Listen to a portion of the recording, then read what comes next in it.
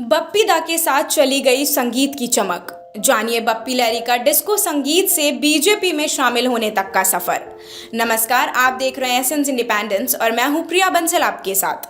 बॉलीवुड के मशहूर music director Bappi Lahiri का बुधवार को मुंबई के एक अस्पताल में 69 साल की उम्र में निधन हो गया। उन्होंने मुंबई के जुहू स्थित क्रिटी केयर अस्पताल में अंतिम सांस ली। दरअसल लहरी को पिछले साल कोरोना हुआ था, जिसके बाद उन्हें अस्पताल में भर्ती करवाया गया था। इसके बाद पिछले साल ही सितंबर में खबरें आई कि बप्पी लहरी अपनी आवाज खो रहे हैं। पिछले कुछ दिनों से बप्पी की तबीयत नाजाज थी।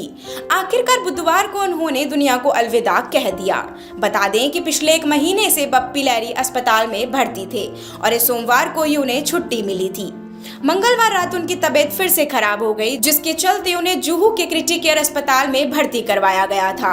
इस बात की जानकारी अस्पताल के निर्देशक डॉक्टर दीपक नामजोशी ने दी।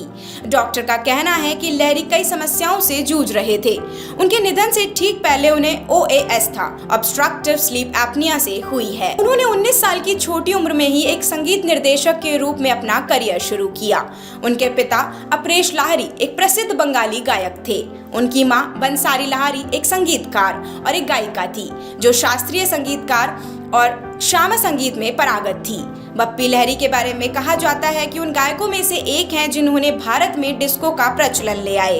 बप्पी लहरी ने अपने अलग अंदाज के कारण फिल्म इंडस्ट्री में अपनी एक अलग पहचान बना ली। बप्पी लहरी को लोग आमतौर पर बप्पी दा कहकर बुलाते थे। उनकी सोने की ज्वेलरी को लेकर उनका मोह उनके पहनावे से साफ झलकता था। उनके पहनावे में चमक और रंग बहुत गहरे थे। बप्पी का इंडस्ट्री में 48 साल का करियर था। उन्होंने अपने करियर में तकरीबन 5000 गाने कंपोज किए हैं, जिसमें उन्होंने हिंदी, बंगाली, तमिल, तेलुगु, मलयालम, कन्नड़, गुजराती, मराठी, पंजाबी, उड़िया, भोजपुरी, आसामी भाषाओं के साथ साथ बांग्लादेश की फिल्मों और अंग्रेजी गानों को भी कंपोज किया था। बप्पी लहरी का आखिरी गाना 2020 में टाइगर श्रॉफ की फिल्म बागी 3 में भंगास टाइटल से था। बप्पी लहरी के जिमी जिमी आजा आजा को लोकप्रियता तो आज भी सर चढ़कर बोलती है। गायक ने हाल ही में आयुष्मान खुराना और जितेंद्र कुमार स्टार शुभ मंगल ज्यादा सावधान के लिए अपने हिट गाने यार बिना चैन कहाँ रे और अरे प्यार कर ले शीर्षक में रिमिक्स किया। ये गीत मूल रूप से अनिल कुमार और अमृता सिंह पर अनिल गांगुली की साहब में फरमाया गया है।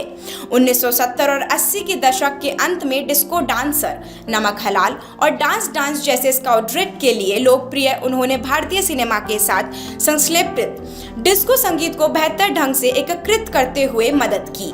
बप्पी लहरी का असली नाम ओलेकेश लोहड़िया है।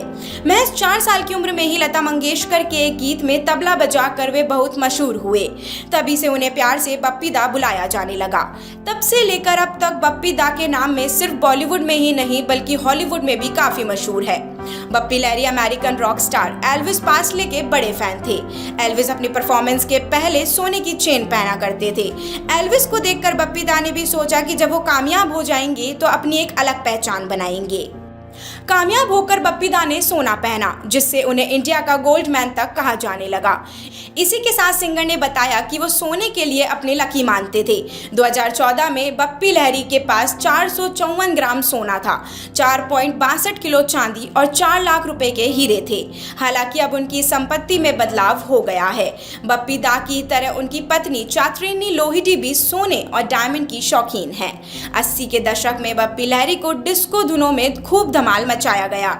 उनके डिस्को किंग बना दिया। बॉलीवुड में संगीत को डिजिटल करने वाले संगीतकारों में बप्पी दा का बड़ा योगदान है। बप्पी लहरी के राजनीतिक सफर की बात करें तो बप्पी लहरी ने मई 2014 में राजनीति में भी आने की कोशिश की थी। वह 2014 में बीजेपी में शामिल भी हुए थे। तब लहरी ने कहा था कि देश में नरेंद्र मोदी की लहर है। इससे पहले 2004 में लहरी ने कांग्रेस पार्टी के लिए भी कैंपेन किया था। उस समय बीजेपी की कमान राजनाथ सिंह के पास थी। तब राजनाथ सिंह ने कहा था कि बप्पी लहरी अपने गृह राज्य पश्चिम बंगाल से पार्टी को मजबूत करेंगे। लहरी को 2014 के लोकसभा चुनाव में हुगली जिले के श्रीरामपुर लोकसभा सीट में उम्मीदवार बनाया गया था, लेकिन वह चुनाव हार गए थे। तो ये था बप्पी लहरी का बचपन से लेकर अब तक का बॉलीवुड से पॉलिटिक्स का सफर। ऐसी और भी तमाम अपडेट्स और जानकारियों के लिए बने रहिए एसेंस इंडिपेंडेंस के साथ। धन्यवाद।